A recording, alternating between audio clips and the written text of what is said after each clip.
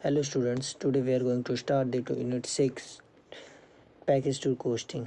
Okay, one shot video होने वाली है, तो आराम से 30 to 40 मिनट बैठ दो एक जगह पे और पूरा का पूरा जो ये यूनिट आज ख़त्म हो जाएगा. ठीक है, इस अगर पूरे चैप्टर का अगर एक ओवरव्यू लेना है तो इसको पढ़ लो. इस ओवरव्यू में जस्ट कुछ नहीं है. कॉस्ट ऑफ हम जानने वाले हैं कि पैकेज का कॉस्ट क्या होना क्या होगा, वेरियस कंपोनेंट्स क्या हो सकते हैं, जो कोस्ट शीट कैसे प्रिपेयर की जाती है, मेथड ऑफ कोस्टिंग क्या क्या होता है, फॉर्मूलेट प्राइसिंग क्या होती है, क्या क्या स्ट्रेटजी होती है और फैक्टर इन्फ्लुएंसिंग क्या होता है, इनके बारे में हम पढ़ने वाले हैं. ठीक है, तो अगर आप एक छोटा सा इंट्रोडक्शन देखोगे तो इंट्रोडक्टरी में आपको पता चलेगा कि cost is nothing about, it's only a services. Okay, पढ़ लो इसे. इस लाइन को पढ़ के आपको समझ में आ जाएगा. देखो, मेन लाइन तो ये है, cost is defined as the total expenditure for acquiring the various component of services from the hotel, resorts, transportation etcetera for the tailor made और रेडीमेड पैकेजेस. क्या मतलब आया कोस्ट का? समझ के कोस्ट कुछ नहीं है एक्चुअली में, बस वो एक सर्विसेज है. ठीक है, जो प्रोवाइड की जाती है टूरिज्म इंडस्ट्री के द्वारा. और वो सर्विसेज क्या होती हैं? होटल्स प्रोवाइड करना, रिजॉर्ट्स प्रोवाइड करवाना, ठीक है, ट्रांसपोर्टेशंस के लिए हेल्प करवाना, अनदर चीज़ें. ठीक है, केवल सर्विसेज ही आती हैं कोस्टिंग मेकिंग में. ट्रैवल इंडस्ट्री में और कुछ नहीं होता, केवल वो अपने सर्विसेज के जो ना पैसे लेते हैं. ठीक है, तो meaning and type of cost. तो मीनिंग पहले जानते हैं, टाइप ऑफ कोस्ट तो आगे है ही है. तो मीनिंग क्या है? तो कोस्ट जो है ना कुछ नहीं है, सम ऑफ टोटल एक्सपेंडिचर. ठीक है, जितना भी एक्सपेंडिचर है, जो भी हम खरीदते हैं प्रिंसिपल या फिर एनएससीएल सर्विसेज में. देखो, इजी शब्दों में समझाने की कोशिश करता हूँ आपको कि जो भी सर्विसेज होते हैं ना टूरिज्म इंडस्ट्री के थ्रू, जो भी सर्विसेज प्रोवाइड किए जाते हैं एक ट्रैवलर को, ठीक है, तो उसको हम कोस्ट कहते हैं. लेकिन ये जो कोस्ट है ना वो एक कंट्री के कैपिटल या फिर रेवेन्यू में इंक्लूड नहीं किया जाता है. ओके, तो हम इसी चीज़ को कोस्ट कहते हैं. अब देखो, अगर यहाँ पे देखोगे तो बुक में भी यही चीज़ लिखी है, the sum total of expenditure for buying principal and initial service. Cost is amount of expenditure that's may be actual और नेशनल इनकरेज और buying services. Cost does not include distribution of capital and revenue along the certain unexpected value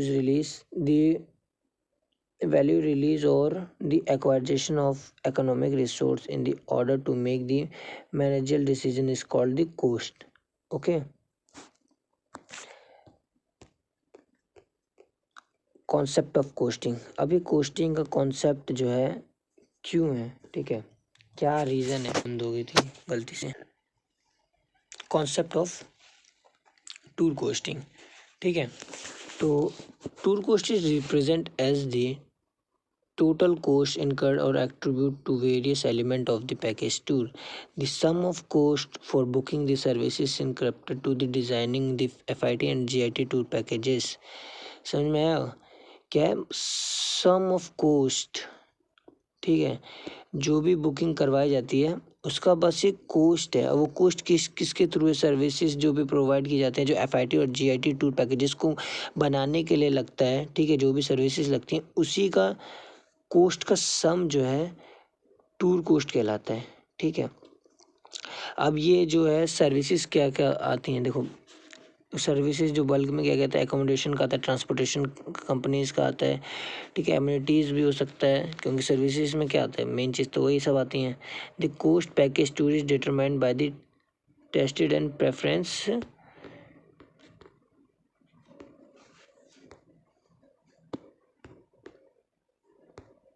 of the customers and the business strategy to increase the sales of more tour packages.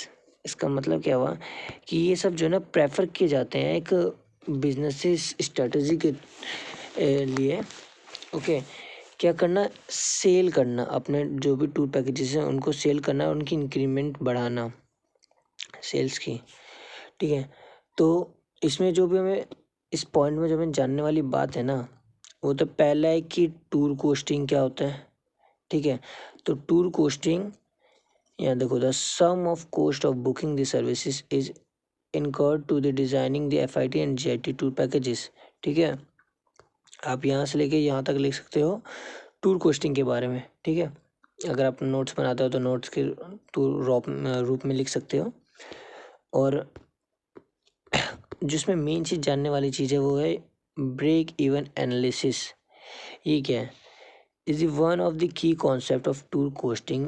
It is the total revenue generated from the sale of package tour and it's must be equal to the total cost incurred for acquiring the services.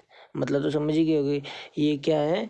Total revenue generate होता है जो भी cell को हम मतलब जो भी हमारा टूर पैकेजेस को जब हम सेल करते हैं तो उससे जनरेट होने वाला total revenue break even analysis कहलाता है। ठीक है, और इसके देखा जाए तो टेक्निक यूज की जाती है अल्टरनेटिव प्राइसिंग लेवल। मतलब सबके लिए अलग अलग मतलब वो रहता है, प्राइस रहते हैं, लेकिन उन सबका एक रेवेन्यू तो निकलता ही होगा ना। ठीक है, तो break even sales can be obtain by dividing the sum of the total fix cost and the total variable cost by the package. अब जो कह रहे हैं ना ब्रेक इवन कैसे निकल रहा है, ठीक है, तो जितना भी वो है ना, देखो टोटल हमारा जितना भी टोटल है ना, टोटल जो भी सम आया हमारा टोटल पूरा रेवेन्यू, मतलब पूरा का पूरा जितना भी आया, और अपॉन में वेरिएबल वाला, ठीक है, वेरिएबल कॉस्ट, तो हमारा उससे जो है ब्रेक इवन सेल का जो रेवेन्यू है निकल आता है। ओके,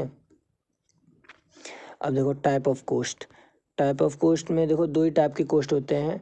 पहला जो है वेरिएबल कोस्ट, ठीक है, और दूसरा है फिक्स्ड कोस्ट। ठीक है, वेरिएबल कोस्ट क्या होता है? ये वेरी करता रहता है टाइम और पीरियड्स के हिसाब से, लेकिन फिक्स्ड कोस्ट हमेशा ऑलवेज फिक्स रहते हैं। ठीक है, अब फिक्स्ड कोस्ट में क्या क्या आते हैं और वेरिएबल कोस्ट में क्या आता है वो जान लो। ठीक है, तो variable cost change as the per the number of in pax the tour package tour. The services that require variable cost includes the meal accommodations, entrance fee, and the other cost charged at the rate per person. It's include the actual expense, मतलब direct cost of room, tickets, and other package components incurred with the sales of the package। मतलब समझ में आया कि मतलब variable cost जो है ना ये वेरी करता रहता है नंबर ऑफ पैक्स के हिसाब से। पैक्स का मतलब होता है पैसेंजर। ठीक है, और जनरली ये क्या होता है इसके अंदर कि इंक्लूड करता है मील प्लान्स को, एकोमोडेशंस को, जो एंट्रेंस फी होती है, कॉस्ट ऑफ चार्जेस रेट होते हैं पर पर्सन के हिसाब से, ये हमेशा वैरी करते रहते हैं, कभी भी सेम नहीं रह सकते। ठीक है, तो इसी को हमने लिखा है वेरिएबल कोस्ट के अंदर में। अब देखो फिक्स्ड कोस्ट क्या होता है? When the sale of number packages increase over a period season. जब भी एक पीरियड सेशन के बाद वो इंक्रीमेंट होती है उसके अमाउंट के में, जैसे होटल के रेंट्स हो गए। ठीक है, और भी अनदर चीज़ें हैं, देखो यहाँ पे देख लो, आपको समझ में आ जाएगा। Fix cost are incurred before the acquiring the variable services account to nothing. ये चीज़ बता चुका हूँ। देखो एडवर्टाइजमेंट, ठीक है, जैसे पैम्पलेट हो गए, ब्राउचर्स हो गए, सैलरी हो गए, इंटरेस्ट ऑफ लोन हो गया। ये क्या होता है? एक सेवरल टाइम ऑफ पीरियड के बाद ही इंक्रीमेंट होती है इनके बीच में। ओके, और वेरिएबल और जो है हमारा फिक्स्ड के बीच में देखो वेरिएशन होती है 60% से लेकर 70% के बीच की वेरिएशन होती है। ठीक है, usually 10 to 5% marks of individual touch package रहते हैं। देखो अब ये जो क्वेश्चन आंसर्स हैं, मीन बाय कोस्टिंग ये बता चुका हूँ, टाइप ऑफ कोस्टिंग अभी भी बताया है, ब्रेक इवन के बारे में भी आप लोगों को बता दिया है। What do you mean by the tour costing and the how is tour calculated, इसके बारे में भी आगे बताना है। ठीक है, ये आगे में है अभी थोड़ा सा इसका पार्ट। ये तो टेबल बनानी है, observe the cost of understand practical point of view, ये तो खुद के पॉइंट ऑफ व्यू से लिखना है पूरा। ठीक है, टूर कोस्ट के बारे में आप लोगों को बता चुका अभी भी मैं। ठीक है, difference between the type of cost involve in tour packages. Type of cost के बारे में बताया, टूर पैकेज दोनों के बारे में बताया। तो आप, मैं होप कर रहा हूँ कि आप लोगों को समझ में आ चुका हो और आप इन क्वेश्चनों के आंसर्स लिख लोगे। अगर नहीं लिख पाओगे तो कमेंट बॉक्स में पिन कर देना, मैं नेक्स्ट वीडियो में समझा दूंगा।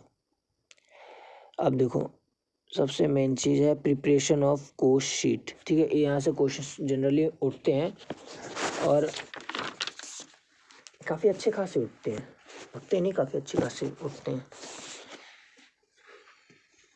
देखो क्या लिखा है, a cost sheet reflects the cost of each component in the package tour. It's require the continuation effort for the working out the cost estimates in the order to the find the attractive pricing. बकवास, ये पूरी line CBSE की बकवास है। Tension ना लो, मैं तुमको समझाता हूँ, बहुत आराम से समझाऊंगा, आप लोगों को बहुत आसानी से समझ में आ जाएगा। प्रिपरेशन ऑफ कोस्ट शीट में ना जनरली वो सारी चीज़ें हम लेते हैं जो यूज़ होने वाली हैं, जैसे कि हमारी होगी salary, training, official tour, telephones, internet services, जितनी भी कोस्ट हमारी है ना, प्रमोशन से होगी, बिल से होगी, रेंट से होगी, एम्प्लॉयज़ में होगी, उन सबका एक कोस्ट बनाते हैं, मतलब एक शीट के रूप में प्रिपेयर करते हैं, ताकि हमें पता चल जाए कि किस किस पर्सन का कितना परसेंटेज ऑफ अमाउंट क्रिएट हो रहा है, जिसके कारण हमें वहाँ के लोगों को सैलरी भी देनी होती है और जो है हमारे एक टूरिस्ट गाइड के लिए भी, मतलब टूरिस्ट के लिए अच्छा से अच्छा टूर पैकेज भी क्रिएट हो जाए और कम से कम दाम में। ठीक है, तो ये एक जनरली शीट है। डायरेक्ट कोस्ट और इनडायरेक्ट कोस्ट के बारे में क्वेश्चन पेपर्स में आता है, बहुत अच्छे से पूछते हैं, डिफरेंस बताओ। तो यहाँ पे देखो डिफरेंस क्या लिख रहा है। डायरेक्ट कोस्ट क्या होता है, एकोमोडेशन एंड फूड होते हैं। ठीक है, ये मतलब डायरेक्ट कोस्ट्स हैं। एयरलाइन टिकट्स हो गए, इनके अंदर कोई भी आप कटौती नहीं कर सकते हो। साइट सीइंग के कोस्ट हो गए, एजेंट कमीशन हो गया। ठीक है, अब देखो इनकी परसेंटेज, 25% खाने की वेटेज है, 20% एयर टिकट्स की, 15% साइट सीइंग्स की आपकी, और एजेंट कमीशन 10% है, तब जाके ये टोटल 70% बनता है। और इनडायरेक्ट में अब 30% बनता है, जिसके कारण ये इतना होता है। देखो इनडायरेक्ट में क्या आ रहा है, सैलरी आ रहा है, इसका रिक्वायरमेंट आ रहा है, सेक्शन आता है। मतलब इनडायरेक्टली क्या है, जो फिक्स अमाउंट है ना, जो मैंने फिक्स्ड कोस्ट बताया, वो आते हैं इनडायरेक्ट कोस्ट के अंदर में, और जो वेरिएबल कोस्ट बताया वो आते हैं डायरेक्ट कोस्ट के अंदर में। ओके, और तब जाके ये पूरा का पूरा एक क्या बनता है, कोस्ट शीट। ठीक है, अभी भी तो बताया था यार, कोस्ट शीट क्रिएट होता है। ओके, क्वेश्चंस देख लो, इसमें से तो कोई क्वेश्चन नहीं हो जो मैंने अभी नहीं बताया। एक्सप्लेन द इनडायरेक्ट कोस्ट, ये भी बता दिया है। Arrive the net income, tour operators arrive at the net income. ये नेट इनकम आप लोगों को पता है, पूरे साल की इनकम। ठीक है, मतलब पूरे साल का एक नेट इनकम कितना बन रहा है। तो जितना भी एक टूर ऑपरेटर जितने पैकेजेस को सेल कर देता है, ठीक है, तो उसका टोटल सम जब करेंगे तो वहाँ से हम इसका एक नेट इनकम क्रिएट कर सकते हैं। ओके, ये तो एक्टिविटी है, इसे तो कोई मतलब ही नहीं है। Component of tour costs. अब मेनली ये बहुत मतलब मेन पॉइंट है इसका, कि कैसे कैसे कंपोनेंट्स का हम यूज़ करते हुए एक टूर कोस्ट क्रिएट करते हैं। मतलब ये वेरी करता रहता है यार, अलग अलग टाइम ऑफ पीरियड के। ओके, अब देखो ये इसके वेरी करने का तरीका क्या क्या है। रिसर्च एंड प्रोडक्ट डेवलपमेंट हो सकता है, ट्रैवल कोस्ट हो सकता है, accommodation, transfer, food and behaviour, sight seeing. सभी कैसे कैसे इनके कंपोनेंट्स कैसे ये हैं, अब ये समझो। रिसर्च एंड प्रोडक्ट डेवलपमेंट क्या करता है, जो भी नए नए साइट सीन्स होते हैं ना, उनकी रिसर्च करता है। ठीक है, और ताकि जो है कस्टमर्स का मोटिवेशन बना रहे नए नए जगहों को विजिट करने का। ओके, तो रिसर्च और प्रोडक्शन डेवलपमेंट का यही काम होता है, और इसी सर्विस को वो प्रोवाइड करने के लिए पैसे लेते हैं।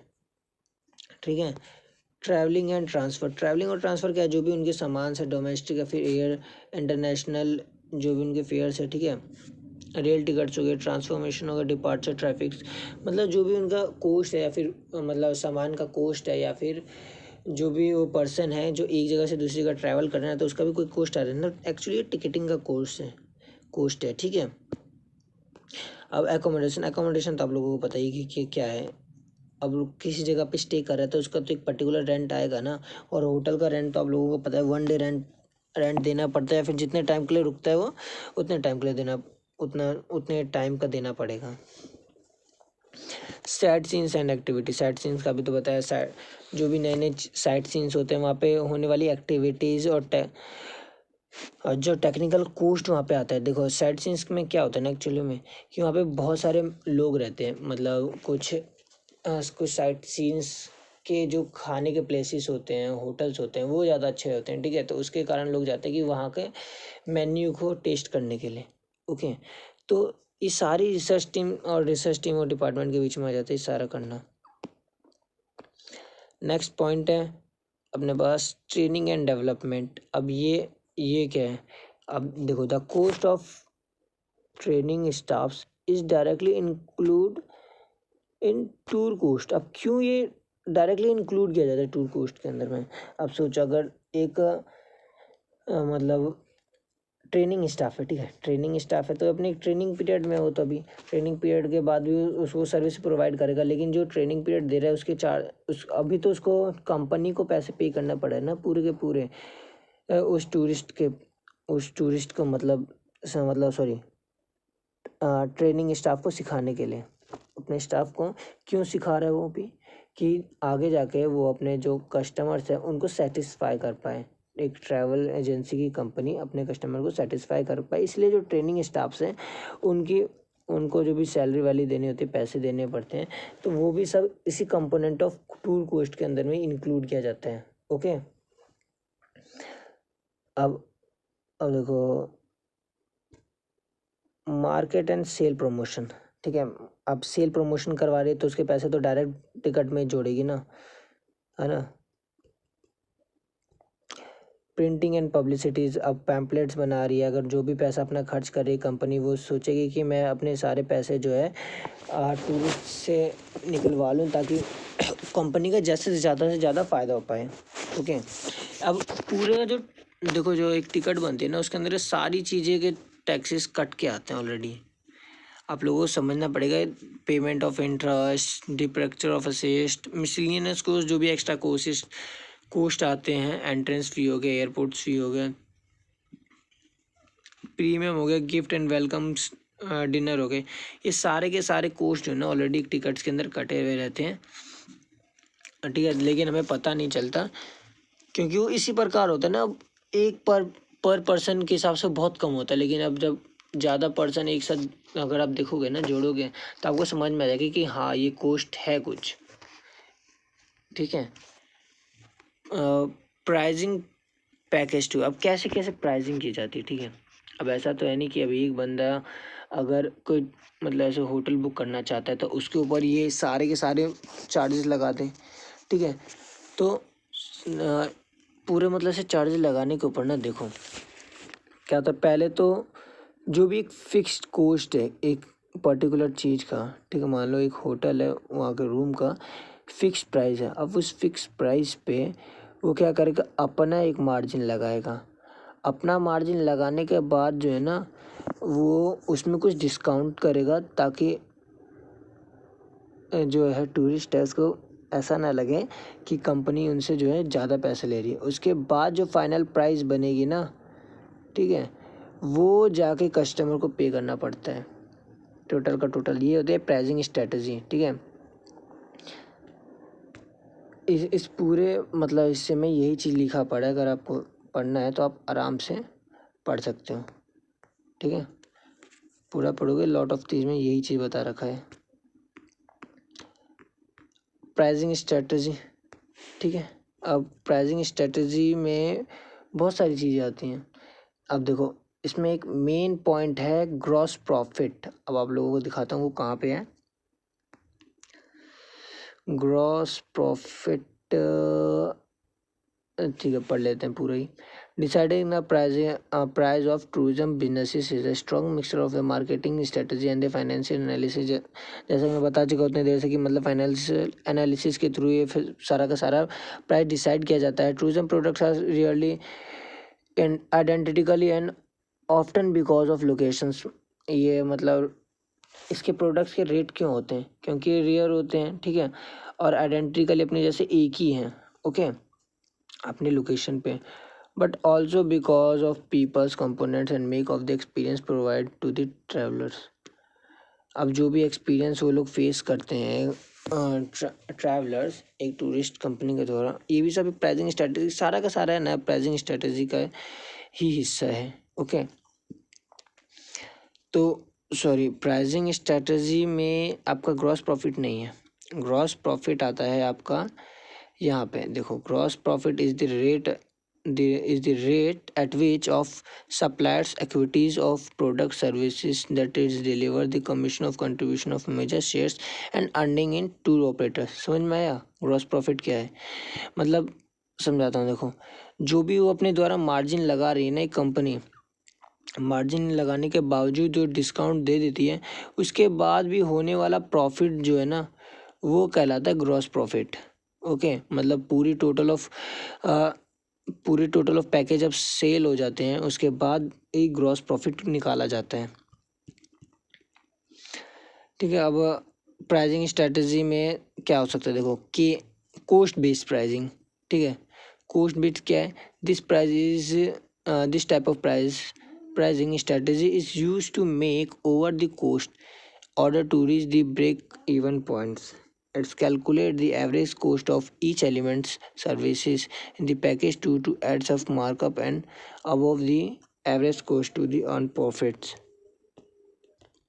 अब इसका मतलब क्या हुआ कि जो कोस्ट बेस्ड प्राइसिंग है ना वो हर एक सिंगल चीज़ का कोस्ट रेडी कर करके आपके लिए एक पूरा का पूरा पर्टिकुलर कोस्ट रेडी करते हैं, ठीक है।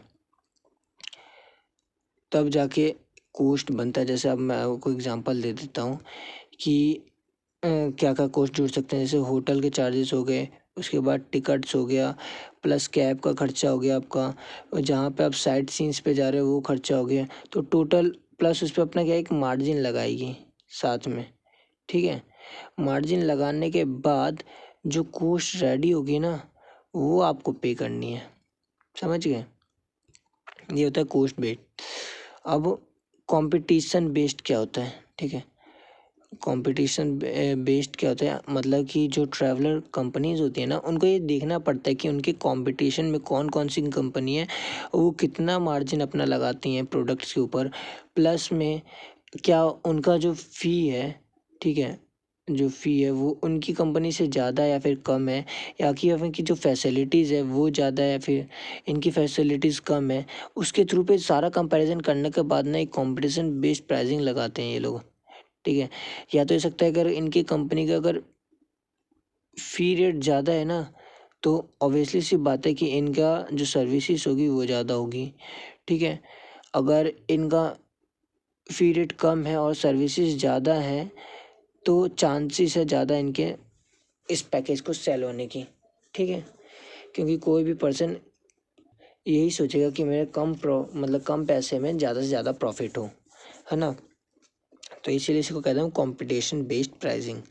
कंज्यूमर बेस्ड प्राइसिंग, अब हमें खुद के बेस पे नहीं कंज्यूमर्स के बेस पे सोचना पड़ता है कि कंज्यूमर किस रेट पे आपका प्रोडक्ट खरीद पाएंगे। अब मान लो उसकी प्राइस ही आपने बहुत ज़्यादा कर दी, ठीक है, कंज्यूमर से ज़्यादा, तो ये तो सेल तो कभी होगा ही नहीं, ये पैकेज कभी सेल होगा नहीं।